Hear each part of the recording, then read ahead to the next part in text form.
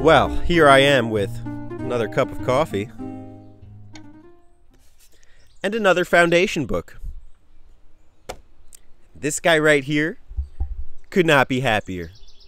What a way to celebrate June was to continue reading Isaac Asimov. He is, in fact, one of, if not my favorite authors, and it speaks volumes to me that I started the year off with one Piers Anthony book and have gone since to read 5 Isaac Asimov books, 4 of which have been in the Foundation series. Now, there's a lot I want to say about Foundation. These 3 books, the original Foundation trilogy, Foundation of Empire, Second Foundation, all of those were written in the World War II era, a little bit after, and they were published periodically in magazines, and then they were all brought back together to be released sequentially in 1952, 53, 54. Foundation's Edge was not written until the 1980s, 30 years later, and it was only because of a lot of pestering that he wrote the book. But I originally thought he didn't like this series. He says something in one of his nonfiction essays about how he couldn't love it more that people pestered him so much that he actually wrote the 4th book. And I think it's testament to what a great series it actually is. Part of what I love about the original trilogy is that the moments of suspense and thinking about what's going to happen next, what's the surprise, those are the moments that pull you in. Pulled me in anyway, and tons of others, because this is hailed as the classic science fiction. With Foundation's Edge, it's almost mastery of that. You'll notice it took me a little bit longer to get through this one. It took me longer than a month. You know, most of these have taken me the 30 days, but this one is 425 pages, which is a little longer than I anticipated, and I was just as busy in June. So I had to put a little bit more time into it, but it was worth it. It was totally worth it.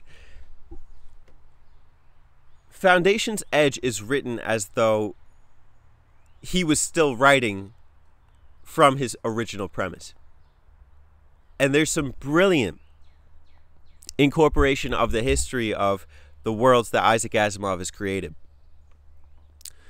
So you'll see returns to several concepts, characters, the mule, who was, really well known in Foundation and Empire, and even goes on to Second Foundation.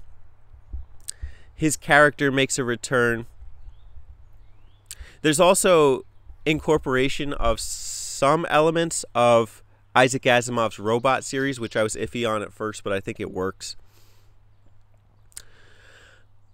But it's really a conglomeration of everything he'd been working on up to that point. And I know that in the back, from the author's word, he talks about how several other books that he's written that are not in the Foundation series are in the Foundation series because of the things that they incorporate, which makes a huge reading backlog for me. But I think you don't need those to appreciate this book. I think you need the original trilogy for sure. But there's still some moments in here that make it on the edge of your seat what's going to happen next. Because at the end of Second Foundation, you wonder, did he run his course? Is everything said that needs to be said? Is the Foundation series done? And it's clear he didn't run out of stuff. And part of that's because of the way that Isaac Asimov has a deeper understanding of astrology, also science, and his liberties that he does play with the fiction elements.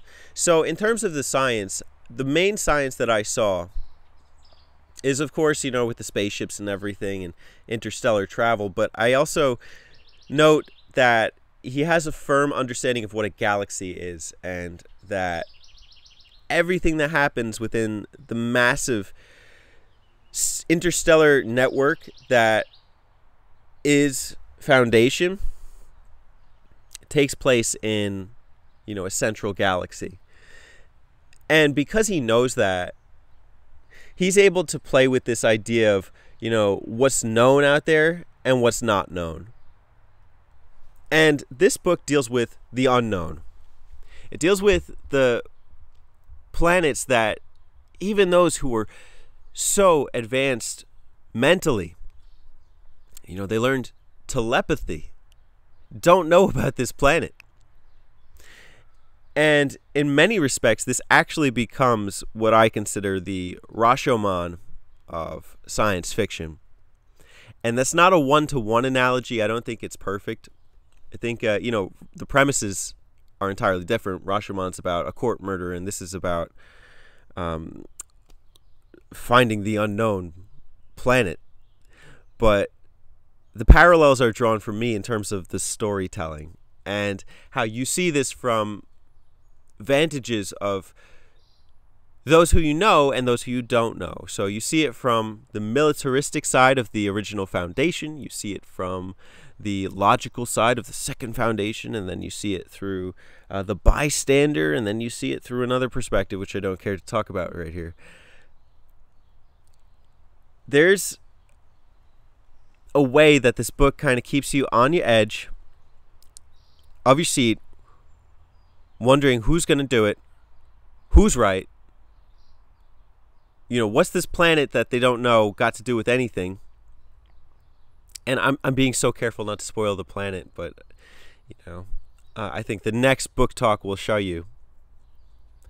And it was just a pleasant read, and it's hard for me to think about anything other than going into Isaac Asimov next month. I may try. I got a lot of great books upstairs. I got some Philip K. Dick. I got some Ursula Le Guin. I got some other stuff too I want to read. But I can tell you, without a doubt, that you can never, ever go wrong with Isaac Asimov. He is my number one. He's my favorite author. So far, anyways. Join me on this journey through Foundation of Science Fiction.